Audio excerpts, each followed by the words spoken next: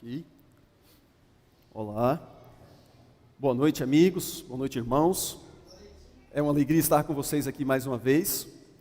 Boa noite aos nossos irmãos que estão aqui deste lado, os que estão aqui do meu lado direito, e a você que está em casa neste momento, assistindo esta mensagem, o início desta mensagem. Quero pedir a você que neste momento compartilhe o link, mande o link do YouTube, se você estiver no YouTube, ou do Facebook, para os seus amigos, para os seus parentes, para que todos nós tenhamos a alegria de ouvir Deus falar conosco nesta noite, como sempre Ele tem feito aqui aos domingos, ok? Então, você já compartilhou? Feche os seus olhos agora, onde você estiver, e vamos orar ao nosso Deus. Oremos. Nosso bondoso Deus e Pai, digno de honra e de glória seja o Teu nome no céu e na terra. Meu Deus, muito obrigado por estarmos aqui esta noite. Muito obrigado por nos dar a condição de transmitir esta mensagem através das redes sociais. Que ela possa realizar a obra necessária nas vidas de todos os telespectadores, de todos os ouvintes, de todos os teus filhos nesta noite. Em nome de Jesus Cristo, amém. Há alguns anos, uma equipe de jovens na França foram chamados para representar a sua faculdade através de uma peça teatral. E ali eles começaram a descrever o que cada um faria naquela peça teatral. Eles queriam, afinal de contas, representar bem a sua faculdade. E entre eles havia um jovem menos expressivo. Na análise dos demais, ele não tinha condições de ir para a frente e se apresentar diante do público. Então, uma forma de excluí-lo daqueles que estariam ali se apresentando, eles sugeriram para ele que ele deveria ficar no auditório. E então, ele deveria ficar ali no auditório e aplaudi-los no final daquela apresentação. E ele também deveria ficar prestando atenção no desenvolver daquela peça teatral, para que no final ele pudesse trazer um relatório e dizer a eles naquilo que eles precisavam melhorar. Em outras palavras, ele iria abordar os pontos positivos e também os pontos negativos. Bom, esta foi a sua função. E durante aquela apresentação, ele prestou atenção em todos os detalhes daquela equipe que estava ali representando a classe, e no final ele levantou e puxou os aplausos, bateu palmas, e a multidão foi com ele. Mesmo que aquela apresentação não tivesse sido tão boa, a multidão se deixou levar pela sua postura, pela sua motivação, pelo seu entusiasmo. E então ele chegou até os seus amigos e começou a apertar a mão de um e de outro, e os elogiou porque aquela apresentação tinha sido muito boa. Ele tentou deixar de lado os pontos negativos e ele fez um tipo de vista grossa, procurando simplesmente motivá-los. Esta foi a avaliação daquele jovem para a sua equipe naquele dia. Mas eu quero dizer para vocês que existe alguém muito mais capaz do que aquele jovem.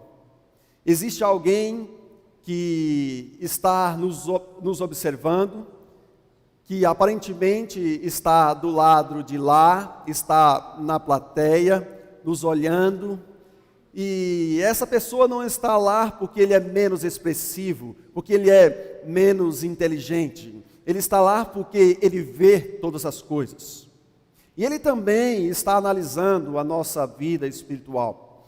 Ele também está analisando as igrejas. Ele também ressalta as nossas qualidades, mas não faz vista grossa naquilo que nós deixamos a desejar. É claro, eu estou falando de Jesus Cristo.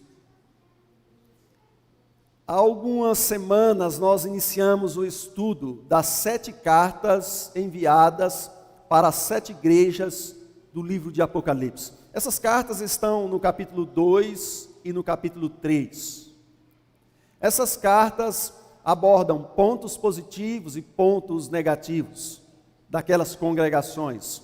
Elas enfatizam aquilo que é bom, elas reprovam aquilo que é ruim, aquilo que é errado.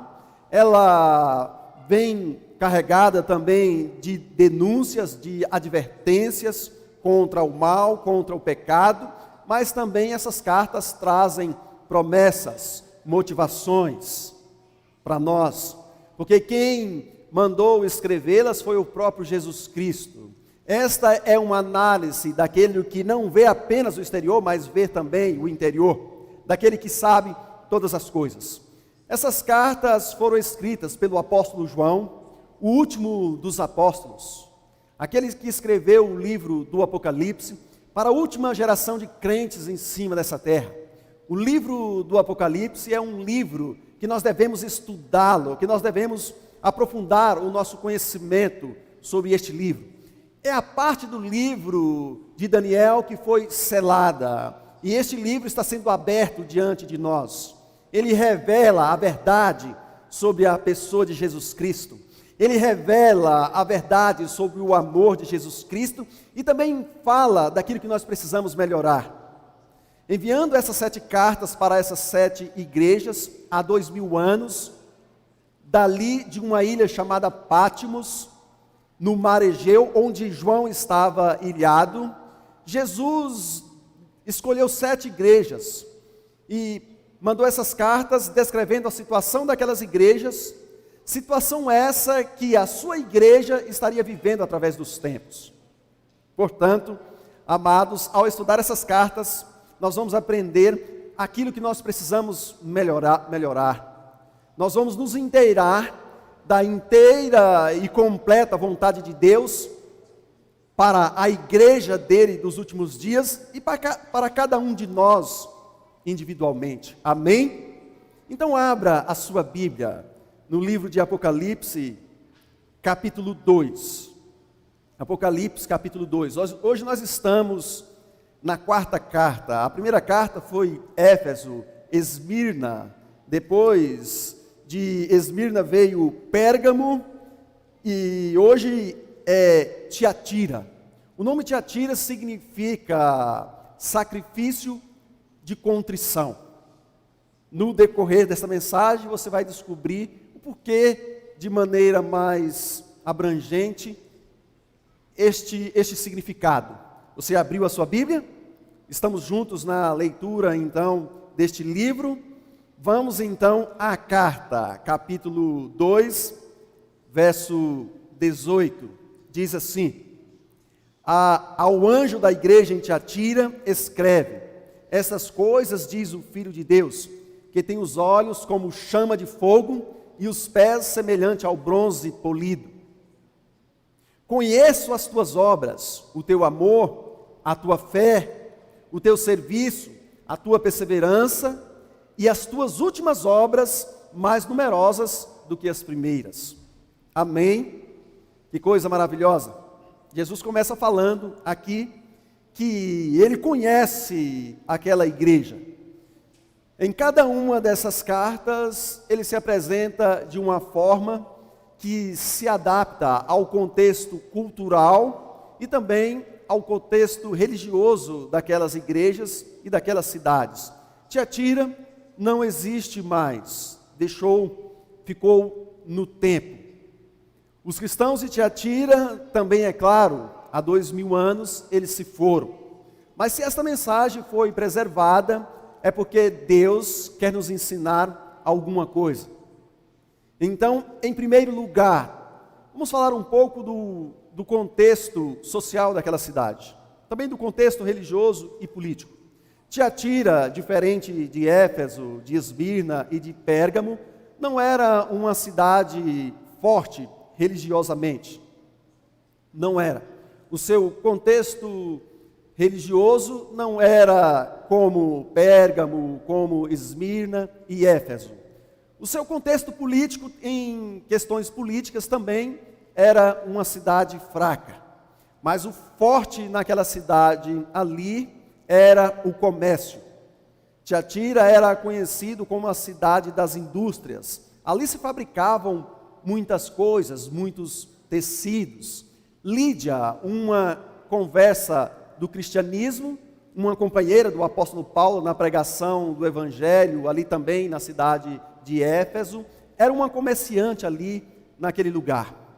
Portanto, esta cidade e essa igreja influenciava muito no seu contexto social por causa do seu forte poder econômico. E o que Jesus então chega dizendo para aquela igreja, para os cristãos de Tiatira? Em primeiro lugar, que eles eram cristãos de muita fé em Deus. Eles eram cristãos que andavam lado a lado com Jesus Cristo.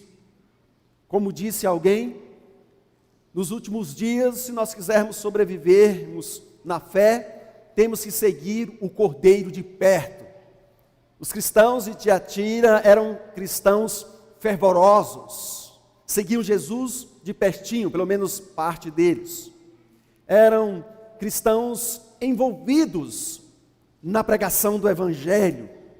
Era uma igreja que trabalhava, uma igreja modelo para nós. Conheço a tua fé, o teu amor. Era uma igreja que amava acima de tudo a Deus e o semelhante como a si mesmo. Portanto, Jesus elogiou essa igreja por tudo o que ela fazia em prol da pregação do Evangelho, em prol daquela sociedade e por sua fidelidade a Ele, por se apegar a Ele acima de tudo neste mundo. Os cristãos de Tiatira é um modelo para nós. É este tipo de igreja que Deus quer que nós sejamos. É este tipo de irmandade que Deus precisa nos últimos dias. O livro do Apocalipse descreve as características dos cristãos que vão triunfar sobre o mundo, sobre a besta e sobre o próprio Satanás. São aqueles que guardam os mandamentos de Deus e que têm o testemunho de Jesus Cristo. São aqueles que amam a Deus acima de tudo. São aqueles que não abrem mão dos mandamentos de Deus por nada neste mundo. Cristãos como os de Tiatira vão surgir no cenário mundial, no cenário religioso, para que então nós possamos triunfar sobre todo o mal e finalmente vermos Jesus voltar. Amém? Jesus elogiou aquela igreja. Espero que Ele possa também elogiar a você nesta noite. E espero que nesta noite você, principalmente você da Igreja da Paulista, você do distrito de Estação Paulista, espero que Deus possa se referir a você como uma pessoa fervorosa, como um cristão que trabalha em prol da pregação do Evangelho, como alguém que ame a Deus acima de tudo, como alguém que segue Jesus de pertinho, como alguém que tem o desejo de vir à igreja, mesmo correndo alguns riscos, como alguém que não abre mão da sua fé por nada neste mundo, porque deseja acima de tudo em breve ver Jesus voltando nas nuvens do céu. Amém? Porém, nem tudo era bom naquela igreja. No capítulo 2, e agora continuando no verso 20, depois de elogiar, analisar aquela igreja e elogiá-la, e Jesus, Ele só fala a verdade a respeito de nós, Ele não é demagogo. Quando Ele fala que é bom, é porque é bom, amém? Porém, Ele faz uma denúncia. No verso 20 Ele diz assim: tenho porém contra ti o tolerares que essa mulher Jezabel, diz Ele, que a si mesma se declara profetiza, não somente ensine, mas ainda seduza os meus servos a praticarem a prostituição e a comerem as coisas sacrificadas aos ídolos. O que Jesus fala em relação à parte daquela igreja, que eles eram fervorosos. que eles pregavam o evangelho, que eles trabalhavam em prol do semelhante. Porém, eles tinham um problema. Eles eram condescendentes, em outras palavras, eles toleravam o pecado. Em todas as igrejas existem pelo menos 3 classes de cristãos.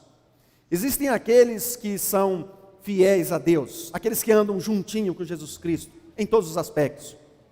Mas tem também aqueles que pecam contra Deus, aqueles que transgridem os seus mandamentos. E eu não estou falando daqueles que fazem isso de maneira involuntária, daqueles que às vezes falham tentando fazer o certo, como era o caso do apóstolo Paulo.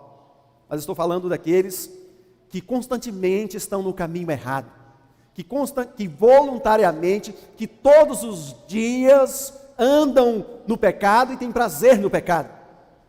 Existia essa classe de cristãos na igreja de Tiatira. Porém, existia uma outra classe, uma terceira classe. Não eram aqueles que eram fiéis, porque eu já falei desses. Não eram aqueles que estavam pecando voluntariamente, mas eram aqueles que toleravam o pecado. Existe um contraste entre a igreja de Éfeso e a igreja de Tiatira. A primeira igreja, Éfeso, era uma igreja que estava firme na doutrina. Era uma igreja que provava os seus supostos líderes. Era firme na doutrina, mas faltava amor.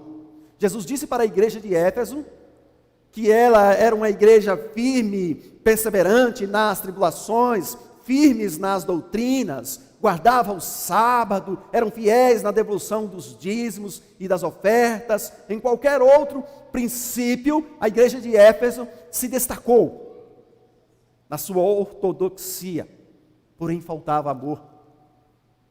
A igreja de Tiatira é o contrário.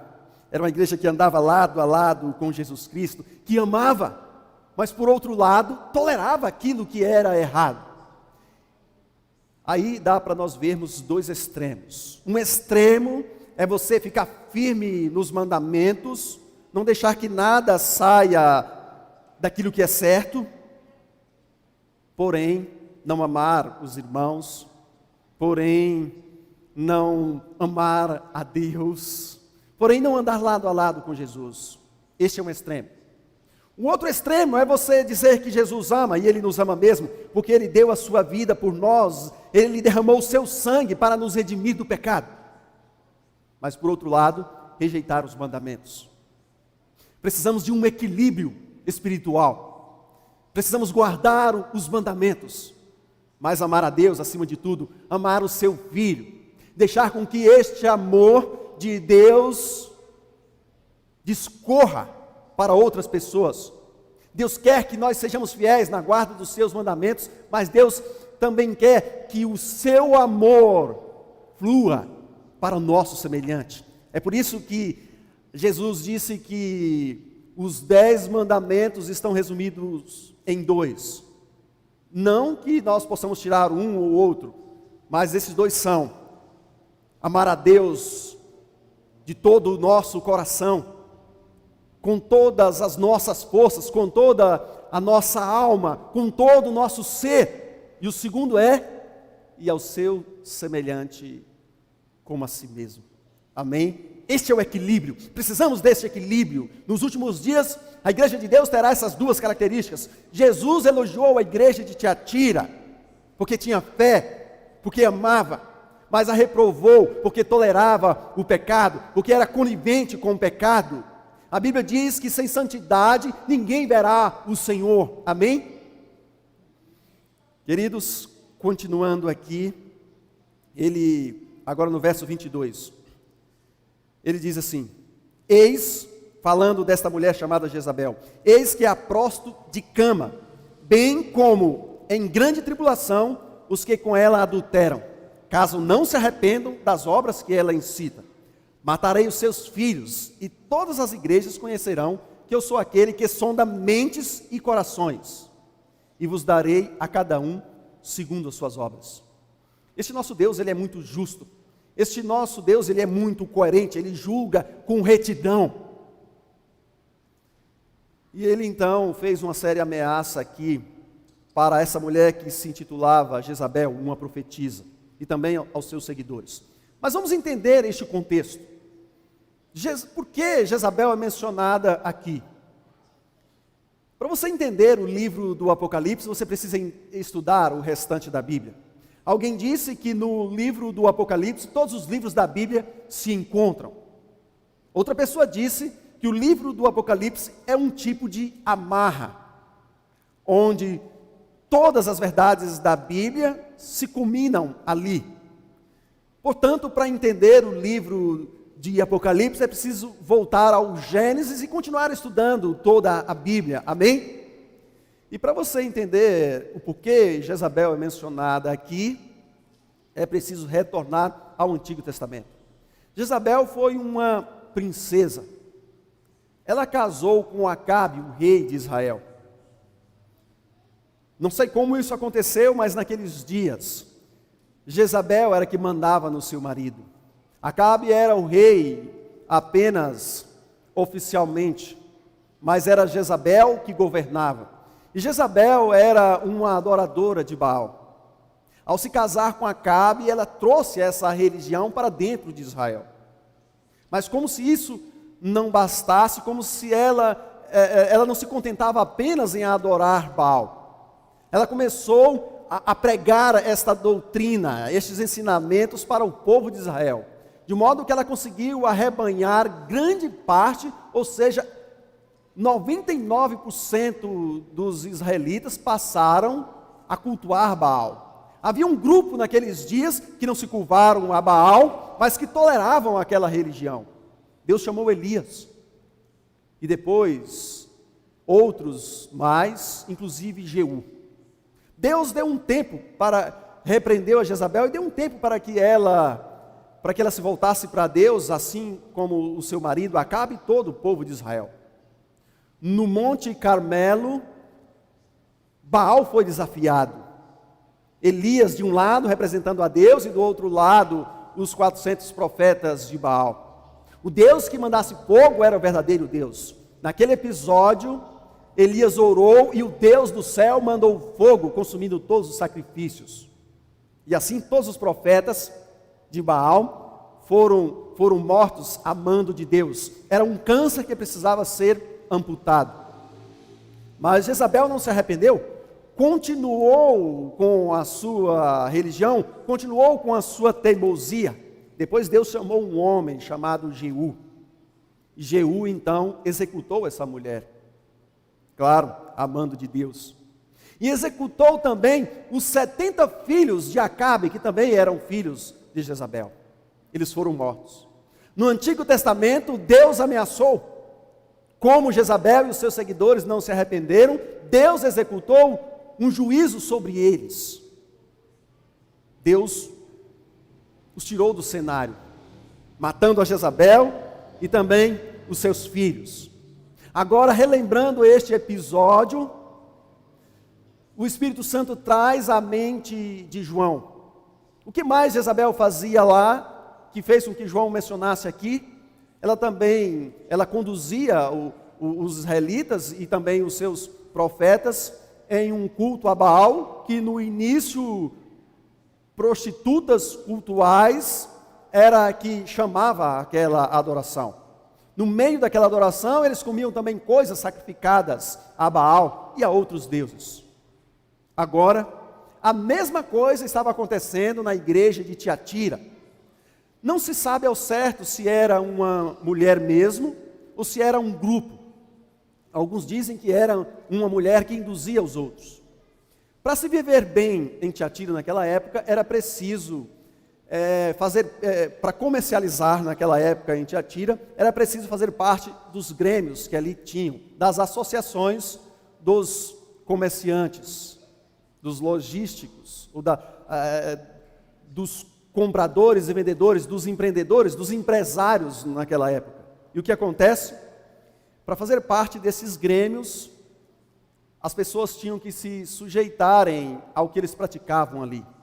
E as festas nestes grêmios começavam com a adoração aos deuses pagãos, naquele contexto a Apolo, o deus Sol para os moradores de Tiatira, para a sociedade daquela época, e também tinham que comer essas coisas sacrificadas. Se negar a fazer isto, significava ficar fora do mundo empresarial. Significaria não ter crédito, não teria entrada para poder comprar e vender. Seria alguém que teria que arrumar um outro meio de vida, mas não seria de nenhuma forma um empresário, trazendo para os nossos dias. Seria excluído do mundo do comércio. Então, Jezabel, penso eu que era uma mulher, induzia os filhos de Deus a fazerem parte destes grêmios, a comer essas coisas sacrificadas e adorar o Deus Sol. Diante disso, Deus vem com uma advertência. Ele continua falando no verso, vamos agora para o verso 24. Digo, capítulo 2, 24. Digo, todavia, a vós outros, os demais de Tiatira, a tantos quantos não têm essa doutrina e que não conheceram, como eles dizem, as coisas profundas de Satanás. Ele conclui o verso 24. Outra carga não colocarei sobre vós. Qual era a estratégia e o argumento religioso que esta mulher chamada Jezabel usava? Ela dizia para aqueles cristãos que para eles prosperarem na vida, não só na vida de comerciante, mas também na vida religiosa, era preciso eles participarem destes rituais e conhecer as coisas profundas de Satanás. O que seriam as coisas profundas de Satanás, então, naquele contexto? Era participar daquela adoração ao Deus Sol, era comer das coisas sacrificadas. No dizer desta mulher, nesta religião que era a mesma, nesta doutrina que era a mesma dos balaimitas, que também era a mesma dos nicolaítas, os seguidores de Jezabel, os seguidores de Balaão, os seguidores dos nicolaítas, eles se relacionavam entre si. Estes ensinamentos tinham muitas coisas em comuns. Em outras palavras, conhecer as coisas profundas de Satanás era praticar todo tipo de perversão com o corpo. Este ensinamento significava o seguinte, que o que você faz com o corpo não influencia a sua alma. Eles diziam que para que a pessoa pudesse prosperar espiritualmente, ele tinha que praticar tudo aquilo que o corpo tivesse vontade, ainda que isso fosse uma transgressão direta à lei de Deus, ainda que isso fosse uma abominação diante de Deus. Em outras palavras, conhecer as coisas profundas de Satanás significa pecar contra Deus. Foi isso que Satanás disse para Eva no jardim do Éden. Foi assim que Deus disse: não comerás do fruto do conhecimento do bem e do mal. Deus sabe que no dia que vocês comerem, vocês ficarão inteligentes, vocês serão conhecedores do bem e do mal, como eu. Satanás disse para Eva que havia uma fonte de saber. Comendo daquele fruto, eles seriam colocados num nível mais elevado de conhecimento e de sabedoria. Em nossos dias, eu posso dizer para vocês que são aquelas pessoas que não se contentam com aquilo que a Bíblia ensina. A Bíblia diz assim, em Deuteronômio 29, 29. As coisas reveladas são para nós e para os nossos filhos, mas as coisas ocultas são para o nosso Deus. Perguntas como: quem fez Deus? Com quem Caim casou? E por aí vai. Isso não nos interessa, isso não é relevante para a nossa salvação. Mas o que é relevante para a nossa salvação está em João capítulo 17. Capítulo 17, verso 3. Jesus Cristo disse assim: e a vida eterna é esta, que conheçam a Ti, o único Deus verdadeiro, e a Jesus Cristo, a quem enviaste. E eu quero ler uma passagem para vocês. Ao invés de conhecermos as coisas profundas de Satanás, nós podemos irmos direto à Bíblia e conhecer Jesus. Colossenses, capítulo 2, diz assim, a partir do verso, vou ler a partir do verso 1. Paulo diz assim, Colossenses 2, 1.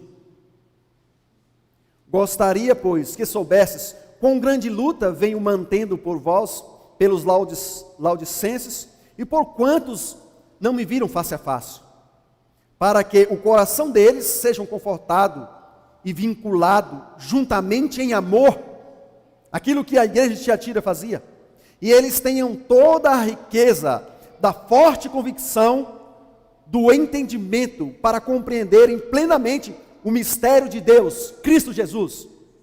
E olha o que diz o verso 3: em quem estão escondidos todos os tesouros da sabedoria e do conhecimento. Você quer prosperar na fé, você quer crescer na graça e no conhecimento, conheça a Jesus Cristo. Procure estudar sobre este ser que entregou a sua vida por você.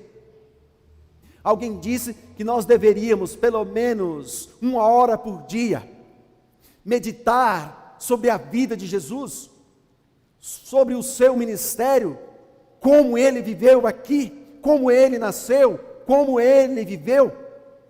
Deveríamos meditar principalmente nos últimos momentos da sua vida, nas últimas cenas, desde quando ele vai para o Getsemane e é pregado na cruz, porque isto fará muito bem para nós.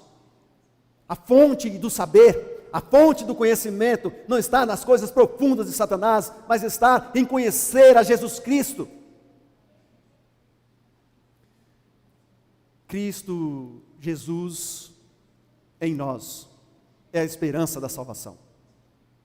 Jesus ameaça os seguidores de Jezabel, mas faz uma promessa àqueles que quiserem ficar firmes. E ele diz assim, voltando para Apocalipse, agora capítulo 2, ele diz assim no verso 20, continuando agora, o verso 25: tão somente conservai o que tendes, até que eu venha. Jesus falou para os cristãos de Tiatira que em breve ele voltaria. 2000 anos já se passaram, mas para quem dorme no Senhor, ele dorme um sono perfeito, uma noite perfeita, e quando acordar, vai ver Jesus voltando. É simples assim. Ele fez uma promessa: conserve o que tens, até que eu venha. Você que aceitou Jesus, você que foi batizado, por que você está renunciando à sua fé? Um grupo de pessoas em Tiatira estavam firmes ao lado de Jesus. Um grupo estavam seguindo Jezabel com as suas heresias. Um grupo estava se aprofundando no conhecimento de Satanás, mas um outro grupo estava se aprofundando no conhecimento de Jesus Cristo, que é a fonte de todo saber. Quando Jesus veio a este mundo, ele poderia ter falado sobre a ciência, ele poderia ter descrito a sociedade dos nossos dias de maneira mais intelectual, e ele não fez isso. Ele poderia ter falado coisas sobre a astronomia que ultrapassa e muito as descobertas de hoje, mas ele não fez, porque isso não é muito relevante para nós. Ele discorreu sobre aquilo que é importante para a minha e para a sua salvação. Conhecer Jesus é tudo, disse um pastor chamado Bullion no passado. E então ele fala para aquele grupo fiel, ele diz o seguinte, no capítulo 2, agora no verso 26, ao vencedor, que guardar até o fim as minhas palavras, eu lhe darei autoridade sobre as nações, e com cetro de ferro as regerá e as reduzirá a pedaços, como se fossem objetos de barro. Assim como também eu recebi de meu Pai, dar-lhe-ei ainda a estrela da manhã, disse ele. Quem tem ouvidos, ouça o que o Espírito diz às igrejas. Para você entender melhor esta promessa e o que ela abrange, é preciso você voltar no livro de Salmos, capítulo 2. Salmos 2 tem uma profecia. Salmos 2, verso 7. Aliás, Salmos 2, verso 7. Diz assim, Salmos 2, verso 7. Proclamarei o decreto do Senhor. Ele me disse: tu és o meu filho, hoje eu te gerei. Falando do nascimento de Jesus aqui, quando ele foi introduzido neste mundo. Pede-me e eu te darei as nações por herança, e as extremidades da terra por tua possessão. Com vara de ferro as regerás, e as despedaçarás, como um vaso de oleiro. Olha que interessante. Aqui era uma promessa para Jesus Cristo, quando ele veio a este mundo. Caso ele vencesse o mal, caso ele vencesse Satanás, Deus entregaria em suas mãos este mundo. Ele seria o nosso legítimo rei, amém? E ele venceu. Com vara de ferro significa o direito de governar com os princípios do céu. Cristo venceu na cruz, Cristo venceu no deserto, Cristo venceu na cruz, de braços abertos, Ele morreu, mas Ele venceu para salvar a mim e a você. Quando Ele estava prestes a morrer na cruz, Ele disse: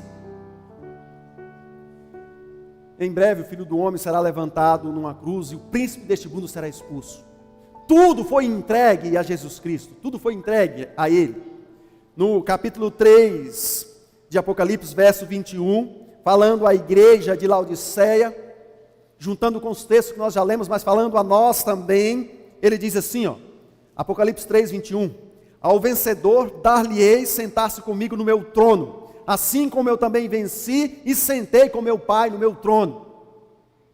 Jesus promete aos crentes de Tiatira e a nós nos últimos dias, ao vencedor, ele disse: vai reger as nações com vara de ferro, seremos corregentes com Jesus Cristo, amém?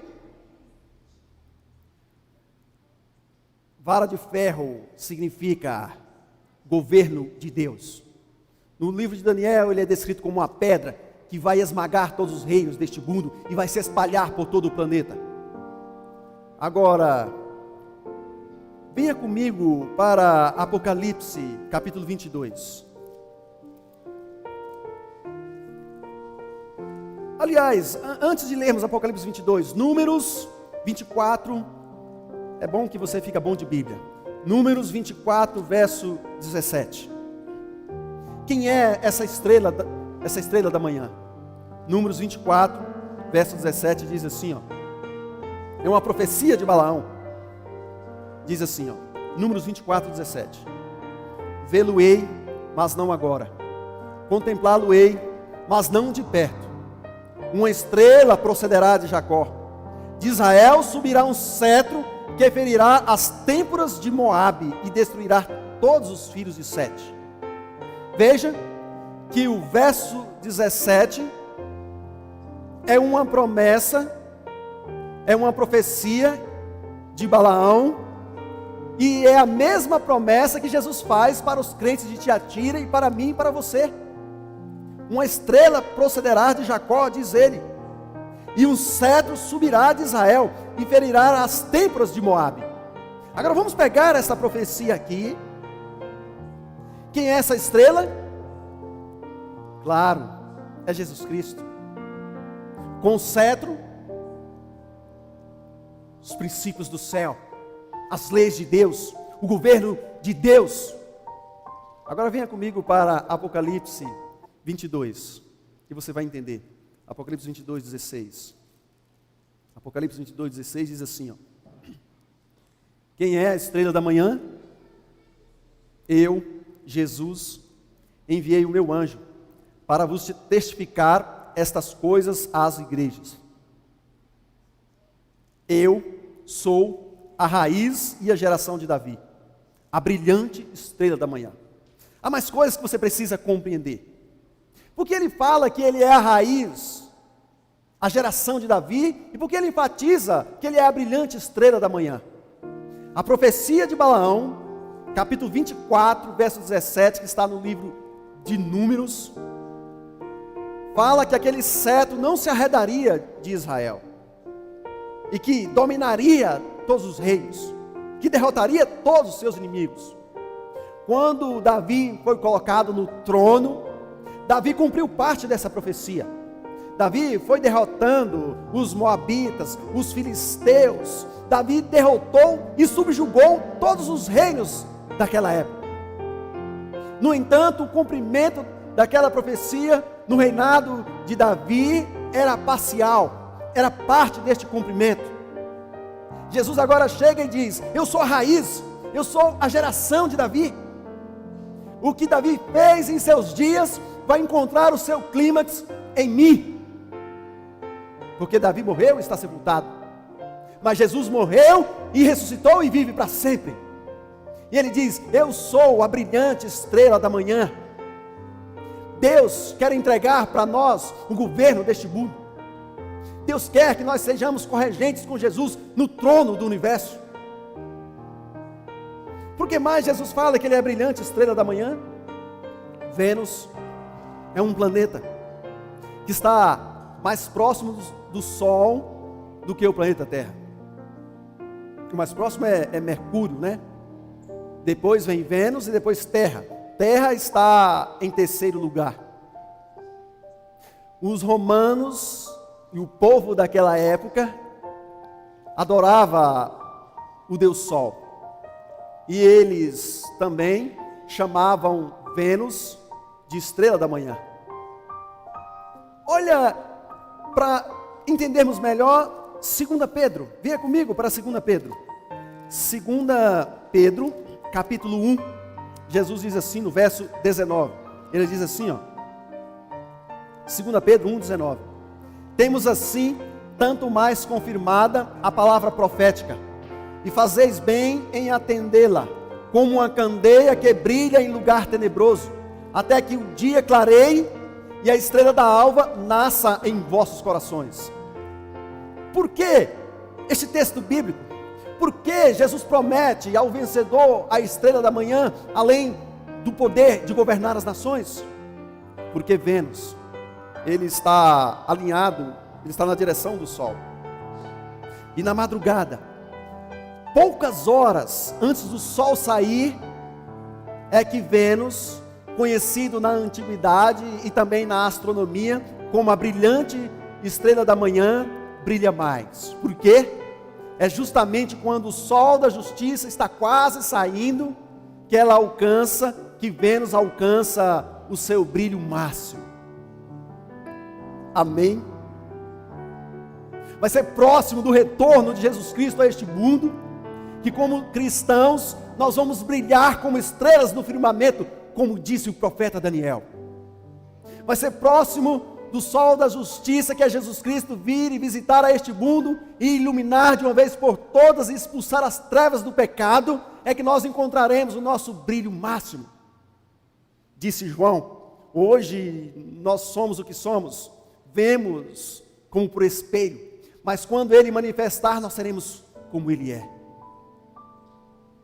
Jesus chega para os cristãos de Tiatira e diz: eu sou a brilhante estrela da manhã, não Vênus. Eu sou o sol da justiça, não Vênus. Cristo Jesus está voltando. O Espírito diz: ao vencedor lhe darei o direito de governar as nações, disse Jesus por meio do Espírito, e lhe darei também a estrela da manhã. Cristo está quase voltando.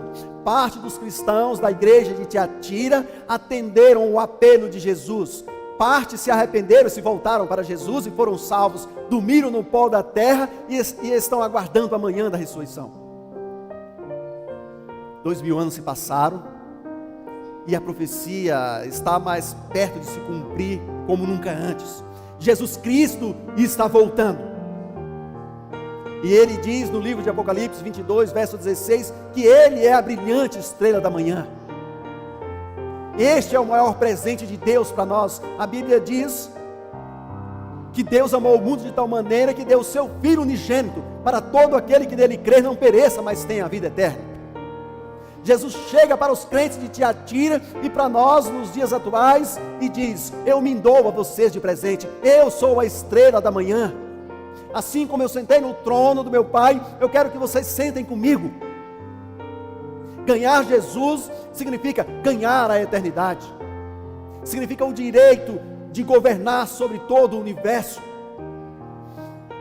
Querido, essa promessa também pertence a mim e a você. Hoje é a mim e a você que Deus está falando. A estrela da manhã está quase nascendo completamente em nossos corações. A Bíblia diz que quando o caráter de Deus se manifestar plenamente nos seus filhos, que quando o caráter de Jesus Cristo se manifestar plenamente nos seus filhos, Jesus virá nos buscar. Ó estrela da manhã, venha nascer em nossos corações. Que a estrela da manhã, o maior presente de Deus, possa nascer plenamente em vossos corações. Eu aceito. Eu quero esse presente para mim. Eu quero Jesus. E ele disse: Pai, eu quero que onde eu estou, eles estejais comigo. No capítulo 14 do livro de Apocalipse, a Bíblia diz que aqueles que serão salvos vão seguir o Cordeiro por onde quer que ele vá. E o Cordeiro, ele anda por todo o seu universo, por todos os mundos criados. E este vai ser o nosso privilégio, ganhar Jesus.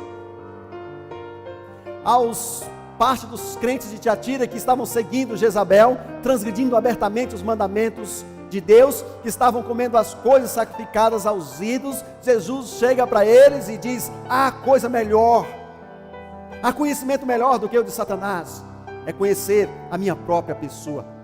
Em Jesus estão escondidos todos os tesouros da ciência e da sabedoria. Em Jesus nós podemos encontrar a salvação. Com Jesus nós podemos viver eternamente.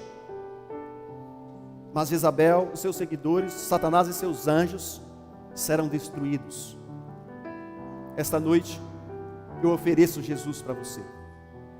Nesta noite o Pai está dizendo: eu te amo muito, porque eu dei o meu filho para você. Eu o entreguei para que ele morresse na cruz para te salvar. Nesta noite Jesus diz: vinde a mim, todos os que estáis cansados e sobrecarregados, e eu vos aliviarei. Nesta noite, o Espírito Santo diz: vem. Aquele que ouve, diga: vem, e receba de graça a água da vida. Jesus é oferecido para os seus filhos, desde Gênesis até Apocalipse, para a nossa salvação. Eu aceito esse Jesus. Eu quero aceitá-lo todos os dias. Você quer fazer o mesmo? É seu desejo recebê-lo em sua vida mais uma vez? Feche seus olhos e ore comigo. Pai de amor, muito obrigado, Senhor.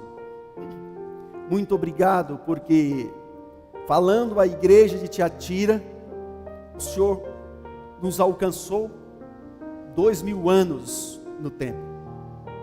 Obrigado por falar aos nossos corações e nos dizer que não vale a pena conhecer as coisas profundas de Satanás. O pecado não compensa. No final, tanto o pecado como o seu originador serão destruídos. Porque a Bíblia diz que o fogo foi preparado para o diabo e os seus anjos. Mas nós, Senhor, aceitamos a tua proposta.